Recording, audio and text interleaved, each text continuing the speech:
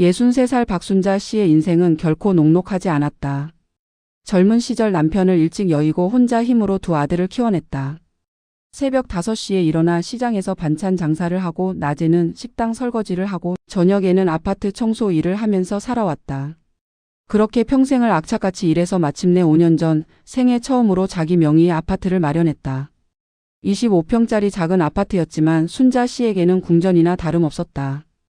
평생 월세방과 지하 단칸방을 전전하다가 드디어 얻은 내 집이었다. 이제 두 아들도 모두 장성해서 결혼해 나갔고 순자 씨는 홀로 이 아파트에서 여생을 보내려 했다. 더 이상 새벽같이 일어나지 않아도 됐다. 이제는 좀 쉬면서 살 수 있을 거라 생각했다. 그런데 그 평화는 3개월밖에 가지 못했다. 윗집에 새로운 사람이 이사를 온 것이다. 처음에는 평범해 보였다. 40대 중반쯤 되어 보이는 남자였다. 이사 오던 날 복도에서 마주쳤을 때 순자 씨가 먼저 인사를 건넸다. 남자는 그저 고개만 까딱하고는 지나갔다. 불친절하긴 했지만 요즘 세상에 그런 사람들 많다고 생각했다.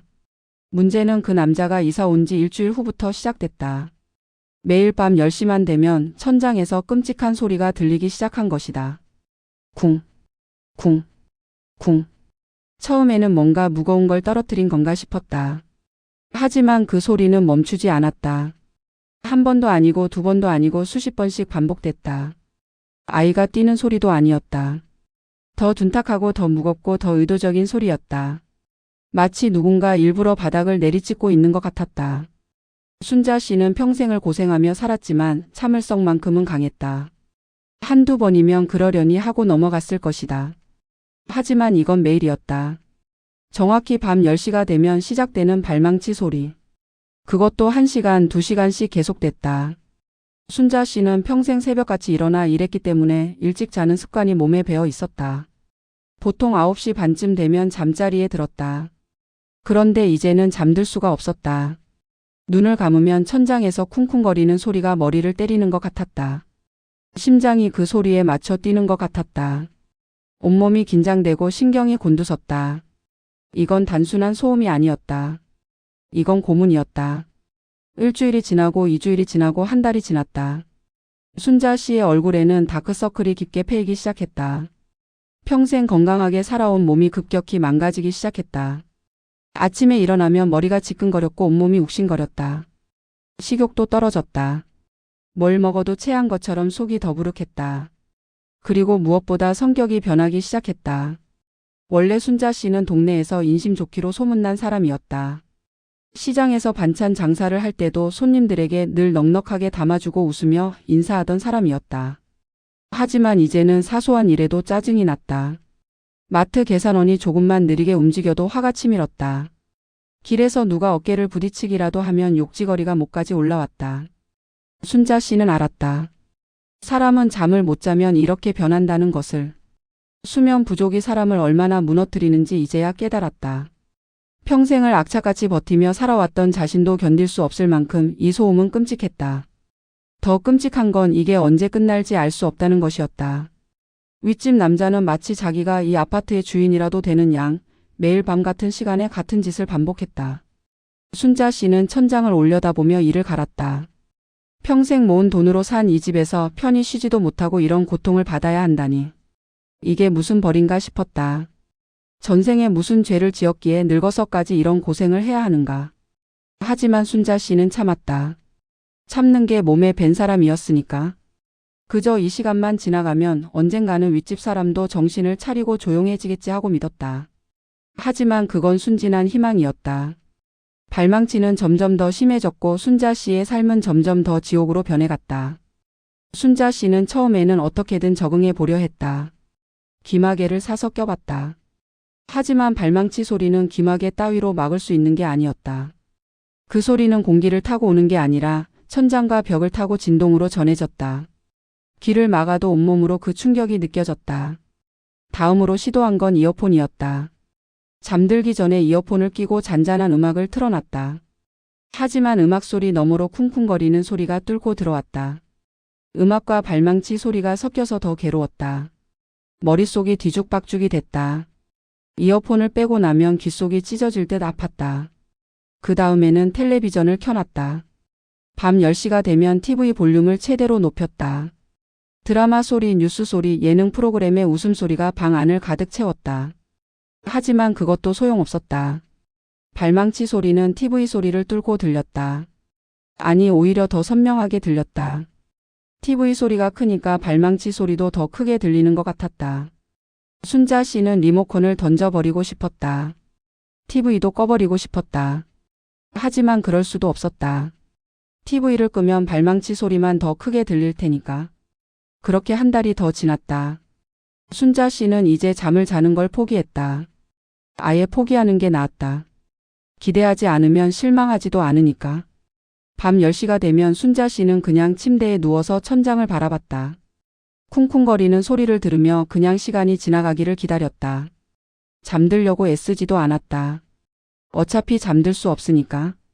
사람은 잠을 못 자면 정말로 미쳐간다. 순자 씨는 그걸 온몸으로 느꼈다. 낮에는 멍하게 앉아있는 시간이 많아졌다. 뭘 하려고 했는지 잊어버렸다. 냉장고 문을 열었다가 왜 열었는지 기억이 안 나서 그냥 닫았다. 현관 열쇠를 들고 나가려다가 어디를 가려고 했는지 잊어버려서 다시 들어왔다. 기억력이 떨어졌다. 판단력도 흐려졌다. 그리고 감정 조절이 안 됐다. 사소한 일에도 눈물이 났다. TV에서 감동적인 장면이 나오면 펑펑 울었다. 아무것도 아닌 뉴스를 보다가도 울컥했다. 반대로 화도 쉽게 났다. 마트에서 물건을 고르는데 옆 사람이 카트로 살짝 부딪혔다. 순자 씨는 그 사람을 노려봤다. 입 밖으로 나오려는 욕을 간신히 참았다. 평생 그렇게 살아본 적 없는데 이제는 자꾸만 남에게 화를 내고 싶어졌다. 건강도 급격히 나빠졌다. 혈압이 올랐다. 병원에 가서 재본이 상당히 높게 나왔다. 의사는 스트레스를 줄이고 잘 자라고 했다. 순자 씨는 헛웃음이 나왔다. 잠을 자고 싶어서 못 자는 게 아닌데 어떻게 잠을 자란 말인가. 소화도 안 됐다. 뭘 먹어도 체했다. 속이 쓰렸다. 위험이 생긴 것 같았다. 어깨도 아프고 허리도 아프고 무릎도 아팠다.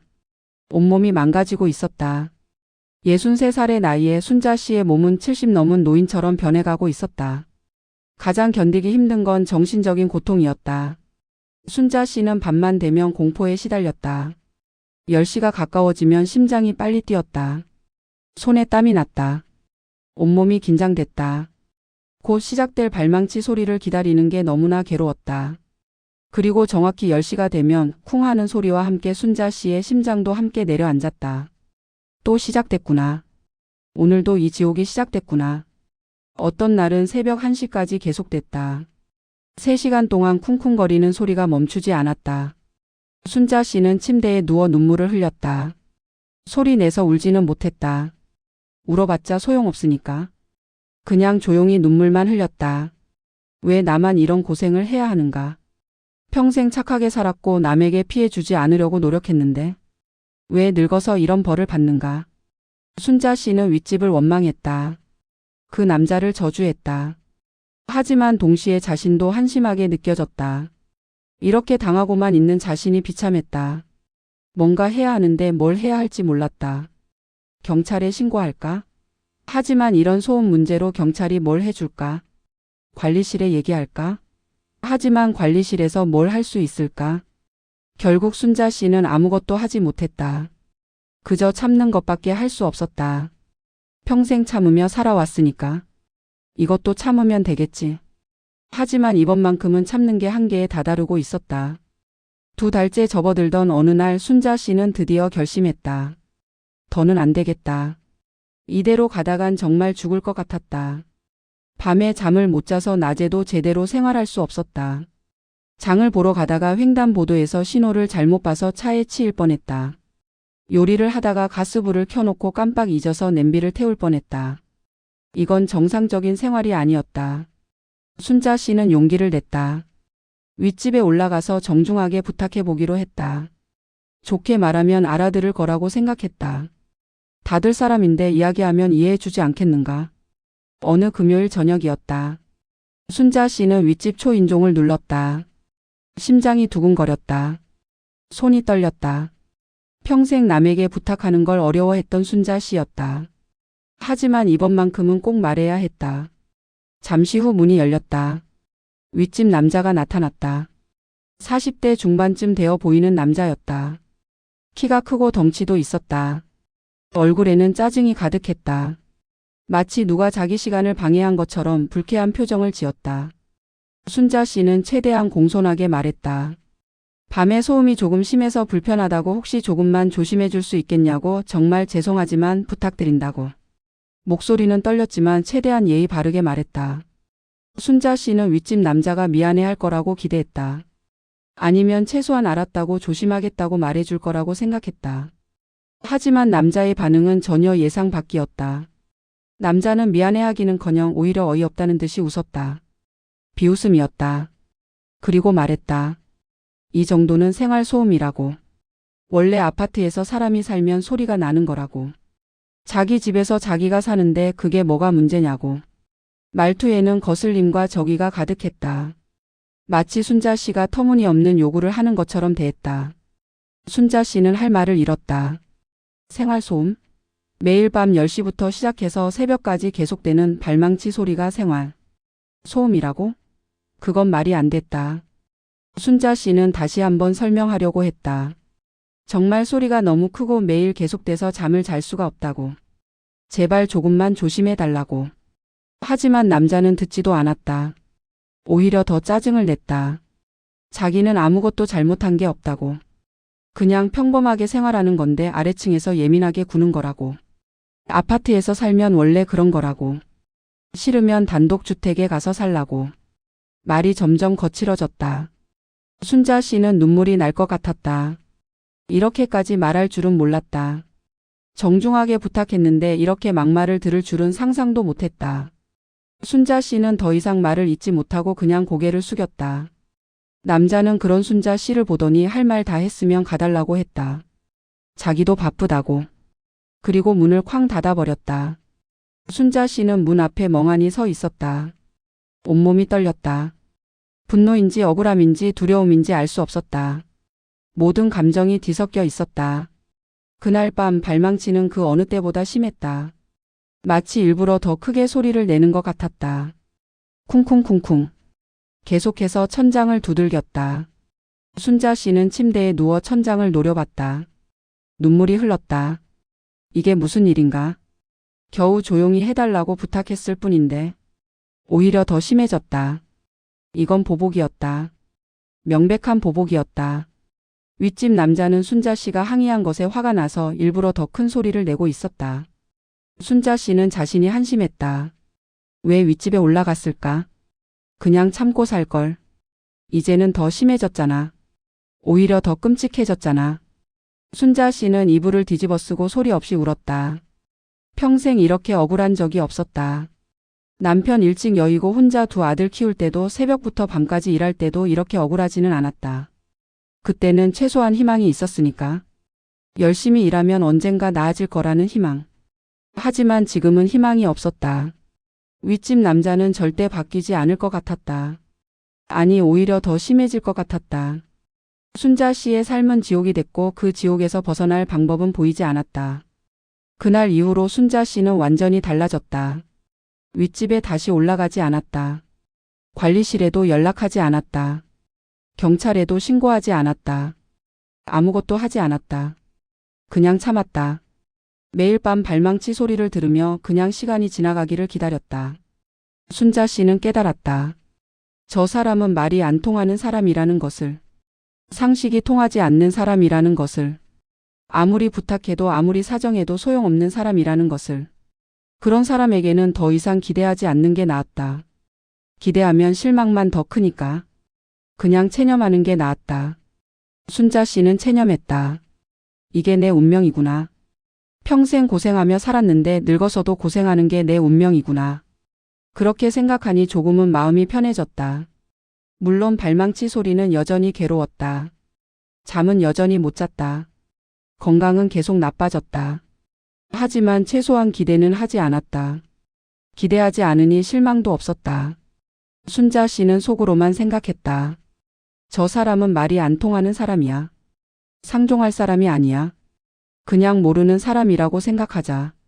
같은 아파트에 사는 이웃이 아니라 그냥 전혀 모르는 남이라고 생각하자. 그렇게 생각하니 조금은 견딜만 했다. 순자 씨는 윗집 남자를 마주치지 않으려고 노력했다. 엘리베이터에서 마주칠까봐 계단을 이용했다. 복도에서 마주칠까봐 문을 열기 전에 먼저 밖을 확인했다. 주차장에서 마주칠까봐 시간을 조절해서 나갔다. 가능한 한 그 남자와 마주치지 않으려고 애썼다. 마주치면 화가 나니까. 아니, 화가 나는 것보다 두려웠다. 그 남자가 또 뭐라고 할까봐. 또 막말을 들을까봐. 순자 씨는 그게 두려웠다. 3달이 지났다. 순자 씨의 삶은 루틴이 됐다. 아침에 일어나면 몸이 천근만근이었다. 제대로 잠을 자지 못해서 몸이 회복되지 않았다. 그래도 일어났다. 씻고 밥을 먹고 집안일을 했다. 낮 동안은 괜찮았다. 낮에는 윗집이 조용했으니까. 남자는 출근을 하는 것 같았다. 낮 동안은 아무 소리도 안 들렸다. 순자 씨는 낮 동안만큼은 조금 평화로웠다. 저녁이 되면 불안해지기 시작했다. 해가 지고 어두워지고 시계가 9시를 가리키면 심장이 빨리 뛰기 시작했다. 곧 10시가 된다. 곧 발망치가 시작된다. 순자 씨는 그 시간을 기다리는 게 가장 괴로웠다. 차라리 시작되는 게 나았다. 기다리는 게 더 힘들었다. 정확히 10시가 되면 쿵 소리가 들렸다. 순자 씨는 눈을 감았다. 또 시작됐구나. 오늘도 이 지옥이 시작됐구나. 어떤 날은 1시간 만에 끝났다. 어떤 날은 3시간이나 계속됐다. 패턴도 없었다. 예측할 수도 없었다. 그게 더 괴로웠다. 언제 끝날지 모르니까. 순자 씨는 그냥 침대에 누워 천장을 봤다. 쿵쿵거리는 소리를 들으며 그냥 시간이 지나가기만을 기다렸다. 가끔은 생각했다. 내가 왜 이렇게 살아야 하나? 내가 뭘 잘못했나? 평생 착하게 살았는데. 남에게 피해 주지 않으려고 노력했는데. 왜 나만 이런 고생을 하나? 하지만 답은 없었다. 세상은 원래 불공평하니까.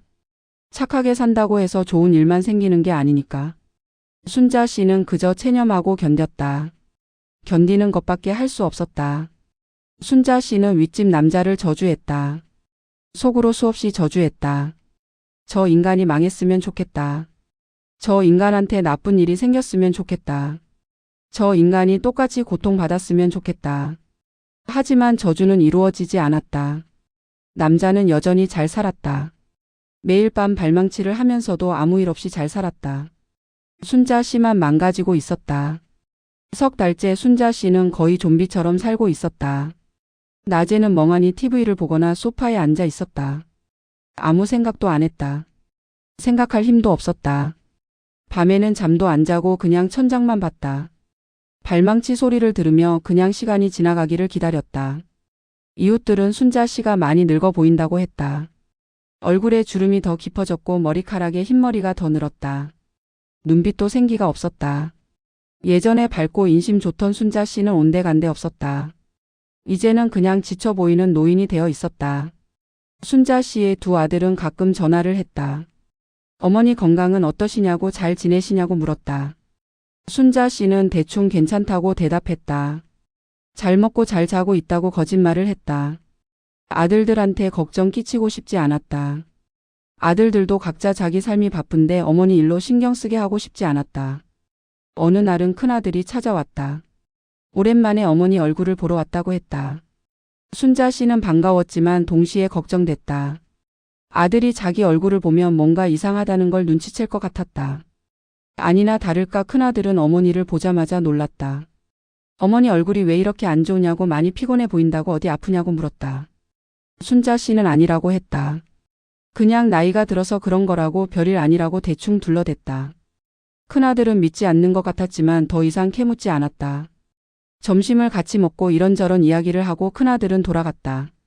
순자 씨는 아들이 떠나고 나서 한숨을 쉬었다. 아들한테 사실을 말할까 생각했지만 말하지 않았다. 말해봤자 아들이 뭘 해줄 수 있겠는가. 윗집 사람한테 찾아가서 싸운다고 해결될 일도 아니고. 그냥 순자 씨 혼자 견디는 수밖에 없었다. 그렇게 또 1달이 지났다. 이제 넉 달째였다.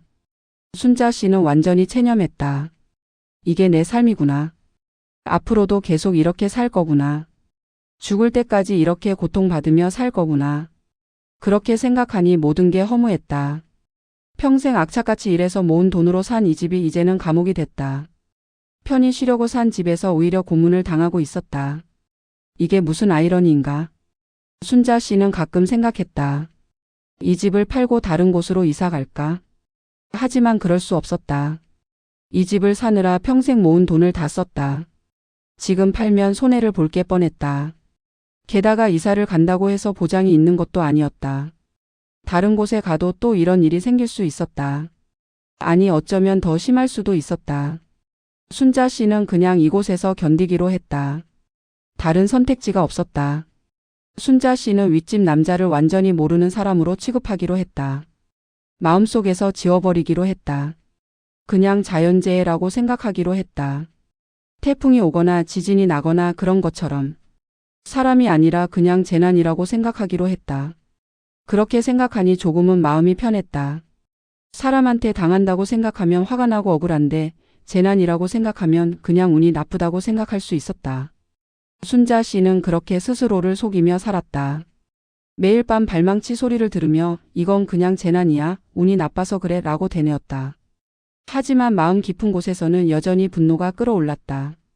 그 남자를 향한 증오가 쌓여갔다. 순자 씨는 자신도 몰랐다. 자기 안에 이렇게 큰 증오가 있다는 것을. 평생 착하게만 살려고 했는데 이제는 누군가를 진심으로 미워하게 됐다. 그게 슬펐다. 자기가 이렇게 변한 게 슬펐다. 그러던 어느 날 모든 게 바뀌는 순간이 왔다. 순자 씨는 이날을 평생 잊지 못할 것이다. 그날은 월요일이었다. 순자 씨는 오전에 우편물을 확인하려고 우체통을 열었다. 광고지와 고지서들이 가득했다. 순자 씨는 하나하나 확인하며 필요 없는 건 버리고 중요한 건 챙겼다.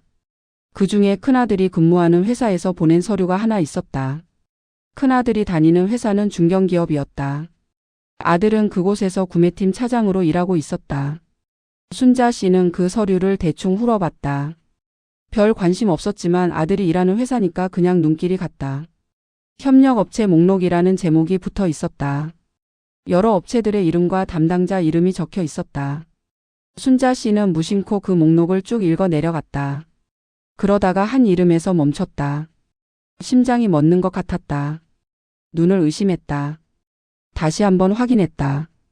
틀림없었다. 윗집 남자의 이름이었다. 강태식. 그 이름을 순자 씨는 알고 있었다. 윗집 초인종 옆에 붙어 있는 명패에서 봤던 이름이었다. 설마 동명이인일까? 아니, 그럴 리 없었다. 주소까지 적혀 있었다. 같은 아파트 같은 동 바로 윗집 호수였다. 완전히 일치했다. 순자 씨는 서류를 꽉 쥐었다. 손이 떨렸다. 이게 무슨 일인가? 윗집 남자가 큰아들 회사의 협력업체 담당자라니. 순자 씨는 서류를 더 자세히 읽었다. 강태식이 근무하는 회사는 아들 회사에 부품을 납품하는 업체였다. 그리고 곧 계약 갱신을 앞두고 있었다. 계약 갱신 시기가 다음 달로 적혀 있었다. 순자 씨의 머릿속이 복잡해졌다. 이게 대체 무슨 상황인가? 밤에는 자기를 괴롭히던 그 남자가 낮에는 아들 회사와 거래하는 업체의 직원이었다. 그것도 을의 입장이었다. 아들 회사가 갑이고 그 남자 회사가 을이었다. 계약을 갱신할지 말지 아들 회사가 결정하는 입장이었다. 순자 씨는 서류를 내려놓았다. 머리가 지끈거렸다. 이 정보를 어떻게 써야 할까? 아들한테 말해야 할까? 아니, 그럴 수는 없었다. 아들한테 이런 개인적인 일로 회사 일을 좌지우지하라고 할 수는 없었다. 그건 옳지 않았다. 순자 씨는 혼란스러웠다. 하지만 동시에 묘한 감정이 들었다. 복수할 기회가 생긴 것 같았다. 아니, 복수라기보다는 정의를 실현할 기회였다. 그 남자가 얼마나 나쁜 짓을 했는지 이제는 대가를 치를 차례였다. 순자 씨는 며칠 동안 고민했다. 아들한테 말할까 말까. 하지만 결국 말하지 않기로 했다. 아들을 곤란하게 만들고 싶지 않았다. 대신 순자 씨는 조용히 지켜보기로 했다. 어떻게 되는지 보기로 했다. 그리고 기다렸다. 며칠 후 놀라운 일이 벌어졌다. 윗집 남자한테서 전화가 온 것이다. 순자 씨의 휴대폰이 울렸다. 모르는 번호였다. 순자 씨는 받지 않으려다가 혹시나 해서 받았다. 전화기 너머로 들려온 목소리는 윗집 남자의 목소리였다. 순자 씨는 순간 얼어붙었다. 이 남자가 왜 내 번호를 알고 전화를 했을까? 남자는 말했다. 혹시 댁의 아들분이 모 회사에 다니시냐고. 자기가 그 회사와 거래하는 업체에서 일한다고. 이번에 계약 건으로 조금 급한 일이 있는데 혹시 아들분께 한 말씀 전해줄 수 있겠냐고. 말투가 완전히 달라져 있었다. 밤에 문 앞에서 막말을 하던 그 남자가 아니었다. 지금은 조심스럽고 공손하고 심지어 비굴하기까지 했다. 순자 씨는 입을 다물고 들었다. 남자는 계속 말을 이었다. 이번 계약이 자기한테 정말 중요하다고. 제발 좋게 좀 봐달라고. 아들분한테 한 말씀만 해달라고. 순자 씨는 차갑게 대답했다. 그런 일은 자기가 관여할 일이 아니라고. 아들은 회사에서 원칙대로 일하는 사람이라고. 자기가 끼어들 수 없다고. 남자는 당황한 것 같았다. 목소리가 더 급해졌다. 제발 한 번만 부탁드린다고. 정말 중요한 계약이라고. 순자 씨는 전화를 끊었다. 더 이상 들을 필요가 없었다. 전화를 끊고 나서 순자 씨는 처음으로 웃었다. 넉 달 만에 처음으로 진심으로 웃었다. 세상이 이렇게 돌아가는구나. 밤에는 큰 소리치던 사람이 낮에는 이렇게 비굴해지는구나. 순자 씨는 신기했다. 그리고 묘한 쾌감이 들었다. 전화를 끊은 후 순자 씨는 복잡한 심정이었다. 한편으로는 통쾌했다. 그 건방진 남자가 이렇게 굽신거리는 모습을 보니 그동안의 스트레스가 조금은 풀리는 것 같았다. 하지만 다른 한편으로는 불안했다. 이 상황을 어떻게 처리해야 할까? 큰아들한테 말해야 할까? 아니면 그냥 모른 척해야 할까? 순자 씨는 고민에 빠졌다. 그날 밤 순자 씨는 큰아들한테 전화를 걸었다. 아들은 퇴근 후 집에 있었다. 순자 씨는 조심스럽게 물었다. 혹시 회사에서 계약 갱신하는 업체 중에 강태식이라는 사람이 있냐고. 큰아들은 잠시 멈칫하더니 대답했다. 맞다고. 그 사람 회사가 중요한 협력업체 중 하나라고. 왜 그러냐고 물었다. 순자 씨는 사실을 말했다. 그 사람이 윗집에 사는 사람이라고. 그동안 소음 때문에 얼마나 고생했는지 설명했다. 큰아들은 충격받은 것 같았다. 어머니가 그런 일을 겪고 있었는지 전혀 몰랐다고 했다. 왜 진작 말하지 않았냐고 자기한테 말했으면 뭐라도 했을 거라고 했다. 순자 씨는 괜찮다고 이제는 괜찮다고 말했다. 그리고 부탁했다. 이 일을 회사 일과 섞지 말아달라고. 개인적인 감정으로 회사 판단을 흐리면 안 된다고. 큰아들은 난감해했다. 어머니 말씀도 맞지만 그렇다고 그냥 넘어갈 수도 없다고 했다. 최소한 그 사람한테 경고는 해야 한다고. 순자 씨는 아들을 말렸다. 그럴 필요 없다고. 그냥 원칙대로만 처리하면 된다고. 특별히 봐주지도 말고 특별히 믿게 대하지도 말고 그냥 규정대로만 하라고. 큰아들은 한참을 고민하더니 알았다고 했다. 어머니 뜻대로 하겠다고. 하지만 그 사람이 또 소음을 일으키면 반드시 말하라고 그땐 가만히 있지 않겠다고 했다. 전화를 끊고 순자 씨는 안도했다. 아들이 잘 처리해 줄 거라고 믿었다. 며칠 후 윗집 남자한테서 또 전화가 왔다. 이번에는 더 다급했다. 계약 검토가 예상보다 오래 걸리고 있다고. 혹시 문제가 있는 건 아닌지 아들분한테 확인 좀 해달라고. 순자 씨는 짧게 대답했다. 회사 일은 회사에서 알아서 한다고. 자기는 모른다고. 남자는 뭔가 더 말하려다가 그냥 전화를 끊었다. 순자 씨는 전화기를 내려놓으며 생각했다. 저 사람도 이제 불안하구나. 지금까지 자기가 얼마나 불안했는지 이제 조금은 알겠구나. 며칠이 더 지났다. 윗집 남자한테서 세 번째 전화가 왔다. 이번에는 거의 애원하는 투였다. 제발 한 번만 도와달라고. 이 계약이 정말 중요하다고. 자기 회사에서도 압박을 받고 있다고. 월급쟁이라 어쩔 수 없다고. 순자 씨는 차가운 목소리로 말했다. 자기도 월급쟁이였다고. 평생 남의 밑에서 일하며 살았다고. 그래도 남에게 피해는 주지 않으려고 노력했다고. 특히 이웃에게는 절대 피해를 주지 않았다고. 남자는 할 말을 잃은 것 같았다. 순자 씨는 계속 말했다. 몇 달 동안 소음 때문에 얼마나 고생했는지 아냐고. 잠도 못 자고 건강도 망가지고 정신도 피폐해졌다고. 그때 당신은 뭐라고 했냐고. 생활소음이라고 했잖냐고. 자기 집에서 자기가 사는데 뭐가 문제냐고 했잖냐고. 남자는 아무 말도 못했다. 순자 씨는 전화를 끊었다. 마음이 후련했다. 그동안 하고 싶었던 말을 다 한 것 같았다.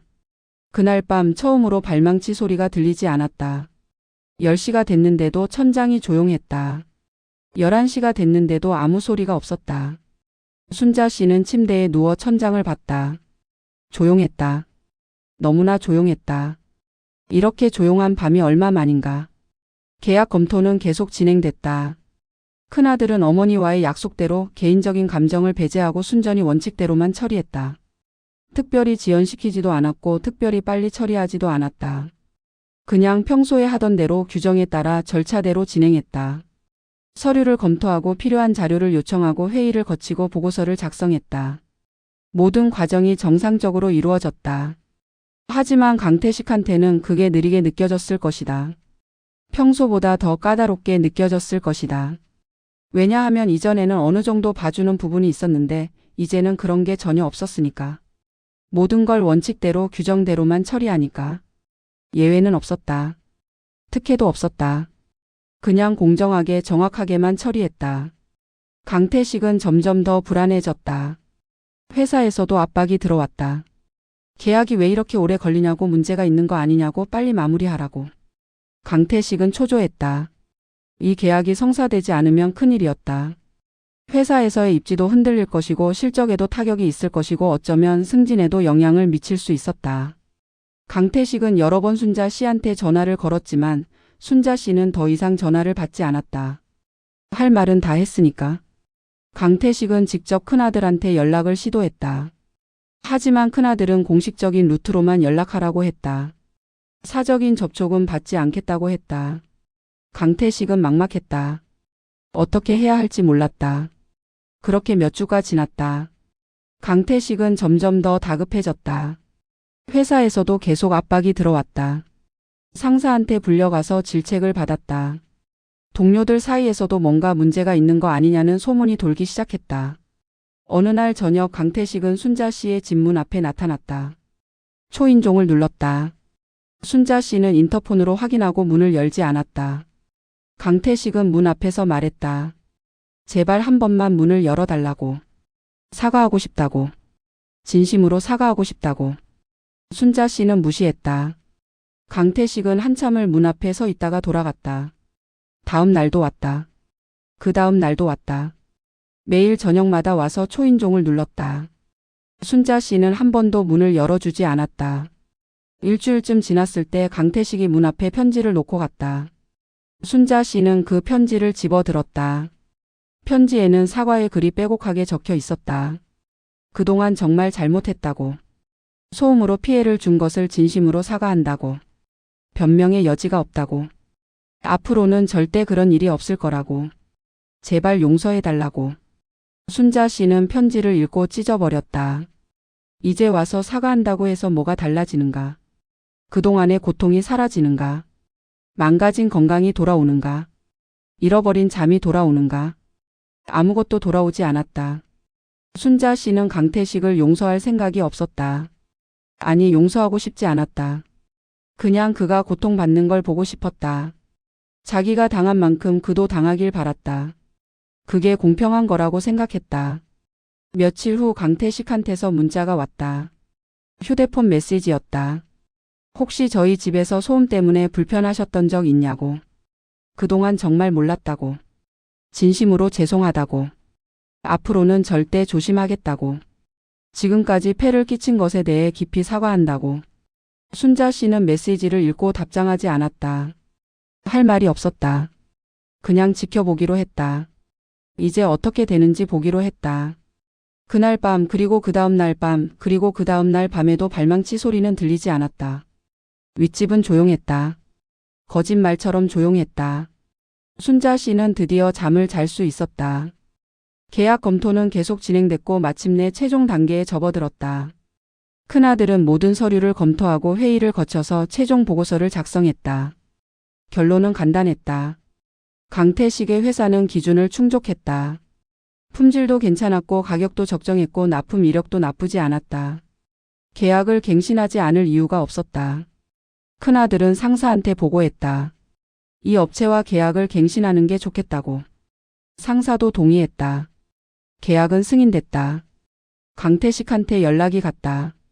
계약이 갱신됐다고. 강태식은 안도의 한숨을 쉬었을 것이다. 하지만 그는 알았을 것이다. 이게 특별한 배려가 아니라는 것을. 그냥 원칙대로 처리된 것뿐이라는 것을. 만약 조금이라도 문제가 있었다면 계약은 취소됐을 거라는 것을. 강태식은 순자 씨한테 다시 문자를 보냈다. 정말 감사하다고. 앞으로는 절대 폐를 끼치지 않겠다고. 이웃으로서 잘 지내고 싶다고. 순자 씨는 이번에도 답장하지 않았다. 그날 밤 순자 씨는 오랜만에 푹 잤다. 넉 달 만에 처음으로 제대로 된 잠을 잤다. 발망치 소리도 없었고 불안함도 없었고 두려움도 없었다. 그냥 조용하고 평화로운 밤이었다. 아침에 일어났을 때 순자 씨는 오랜만에 상쾌함을 느꼈다. 몸이 가벼웠다. 머리도 맑았다.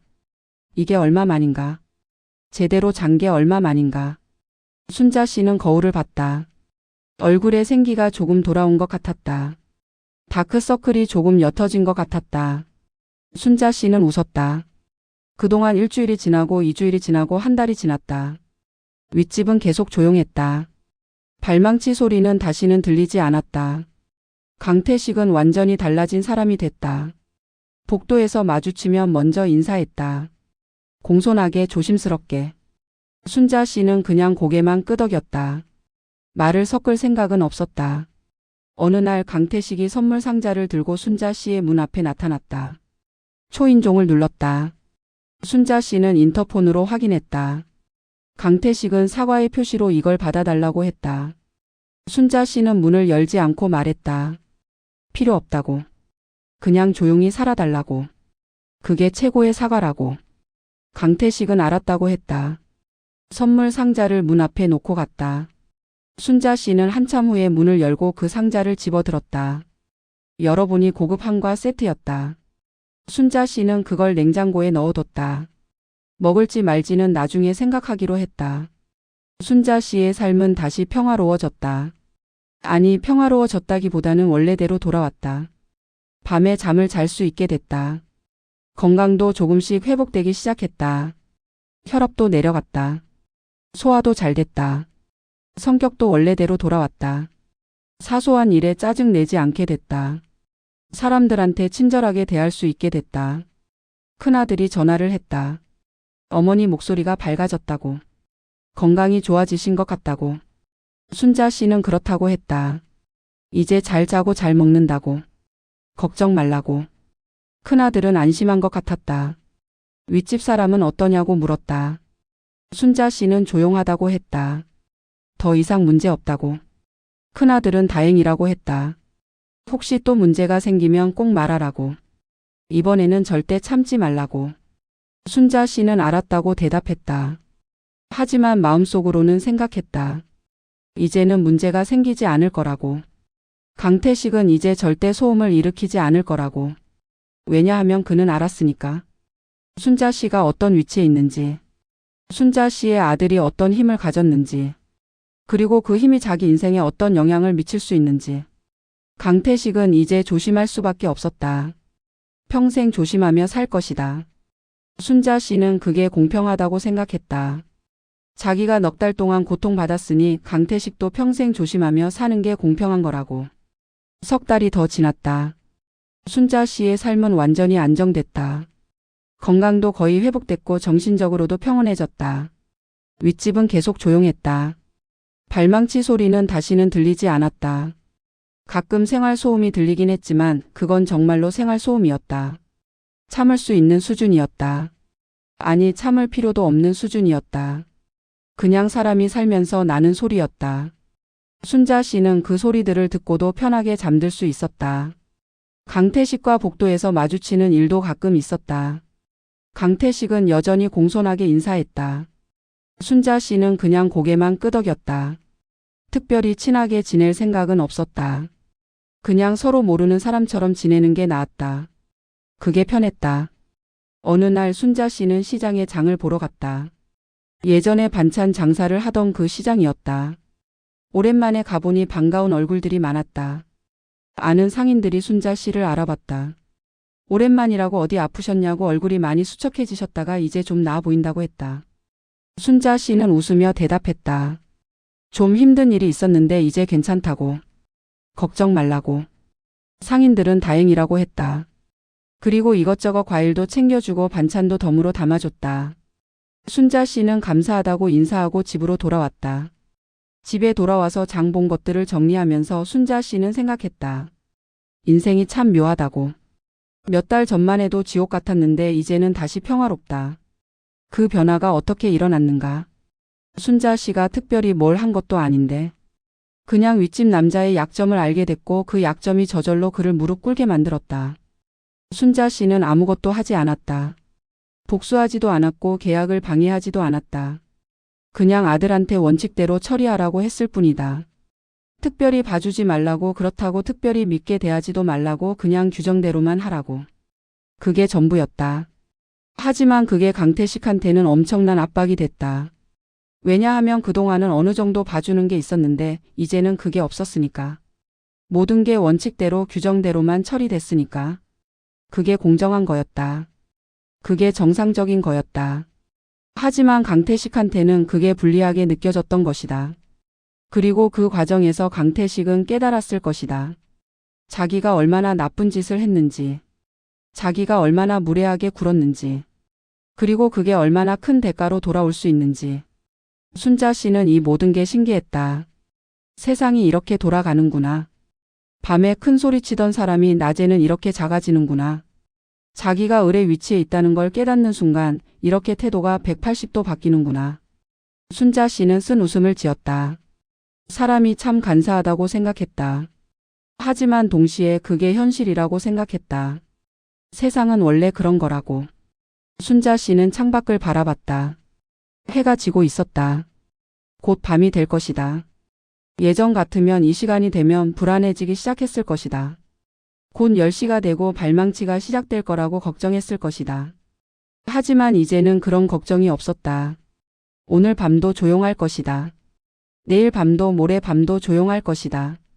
앞으로도 계속 조용할 것이다. 왜냐하면 강태식은 이제 알았으니까. 순자 씨를 함부로 대하면 안 된다는 것을. 순자 씨는 그냥 약한 노인이 아니라는 것을. 순자 씨 뒤에는 큰아들이 있고 그 아들은 강태식의 인생에 영향을 미칠 수 있는 위치에 있다는 것을. 강태식은 이제 평생 조심하며 살 것이다. 순자 씨한테 절대 함부로 대하지 않을 것이다. 아니, 순자 씨뿐만 아니라 다른 이웃들한테도 조심할 것이다. 왜냐하면 누가 어떤 연결고리를 가지고 있을지 모르니까. 누가 자기 인생에 영향을 미칠 수 있는 위치에 있을지 모르니까. 밤이 됐다. 10시가 됐다. 순자 씨는 침대에 누웠다. 천장은 조용했다. 아무 소리도 들리지 않았다. 순자 씨는 눈을 감았다. 편안한 마음으로 잠들 준비를 했다. 오랜만에 느끼는 평화였다. 순자 씨는 마지막으로 생각했다. 개박살은 조용히 난다고. 크게 소리 지르지 않아도, 주먹을 휘두르지 않아도 복수는 이루어진다고. 때로는 아무것도 하지 않는 게 최고의 복수라고. 그냥 원칙대로만 하면, 그냥 공정하게만 대하면 나쁜 사람은 저절로 무너진다고. 밤에 사람을 미치게 하던 발망치가 결국 낮에 자기 인생을 울렸다고. 강태식은 그걸 평생 기억할 것이다.